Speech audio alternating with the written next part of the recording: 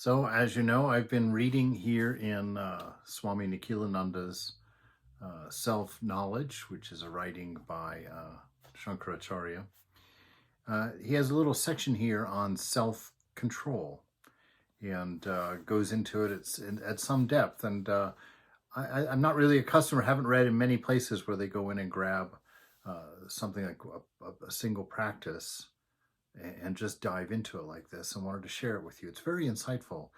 They make quite a bit more of self-control than what comes to my head, at least when I think about it. It says self-control is the very core of the Vedantic discipline.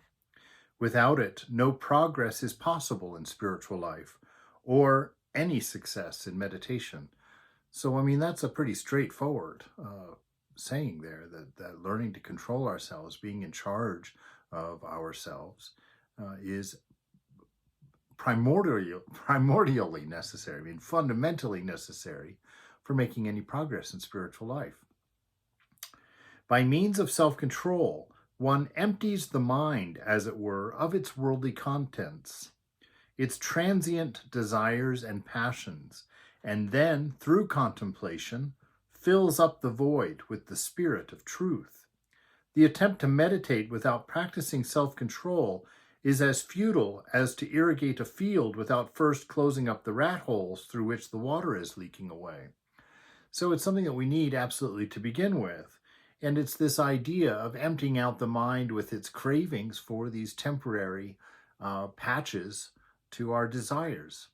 You know, we're not satisfied with things in the world because they last such a short time.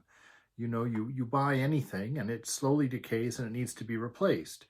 All of the pleasures in the world, you know, you go out and have some drinks, and sure, that's part of an evening, but then you wake up paying for it the next morning, and on and on. And so this self-control is really trying to empty the mind of these worthless desires, these worthless addictions and compulsive behaviors that we have for these temporary buzzes that take our mind off of our unhappiness, take our mind off of our problems, you know, our struggles in life. Self-control should be distinguished from the practice of mortification and meaningless austerities. You know, so when he says self-control, he's not talking about going out and holding your arm up for 40 years or, you know, wearing a hair shirt or beating yourself with, you know, your father's belt or anything like that. That's a different thing entirely. That's not self-control. It is very different from self-torture, which Krishna condemns in the Bhagavad Gita. Yeah, it's not a helpful thing. It's one of those extremes. And generally, the ego is in charge when somebody's doing that kind of severe practice, you know, harming themselves. Self-control really means the development of willpower and also strengthening of the intellect, or the buddhi, that part of you that makes its judgments, that decides whether things are good and bad. This is illustrated in the Katha Upanishad by the parable of the chariot. And I really wanted to share this. Initially, I was just going to stop here, but this story of the chariot really lays it out nicely. He says, the body is compared to a chariot, inside of which is seated the self, the master.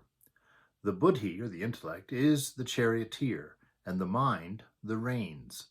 The senses are the horses, and their objects are the roads along which the vehicle moves.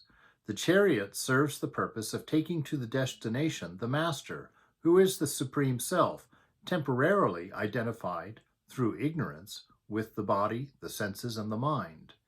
If the buddhi, the driver, is weak and the mind, the reins, are not held firmly, then the senses, the horses, become uncontrollable, like the vicious horses of a bad charioteer. But if the buddhi, that intellect, functions properly, and the mind is firmly held, then the senses remain under control, like the trained horses of a good charioteer. If a man is devoid of understanding, unmindful, impure, he never reaches the goal, but enters into the round of births in the world of ignorance. But he who is endowed with understanding, with purity, and with a well-controlled mind surely reaches the goal, from which one does not come back to the world for rebirth. employing as his charioteer a well-developed buddhi, which holds firmly the reins of the mind. The embodied self reaches the end of the journey, which is the supreme state of the Godhead, right? And so we want that calm and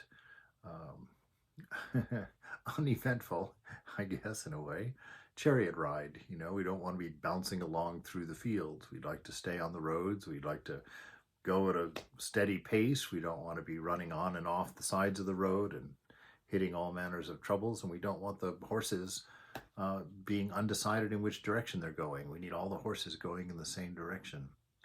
And so this illustration is quite helpful for why the self-control is so important for us to master. You know, this idea of purity, which is unselfishness. We have to pull our mind off of ourselves sometimes, off of our desires, off of what we think is right, off of our opinions about things, and be willing to open up and to be human first in that sense. And so self-control, practice it, you know, come up with ways of exercising that muscle so that it grows stronger, so that you can drive yourself into a life that brings you fulfillment, into a life that is compassionate and caring and loving, into a life that is unselfish.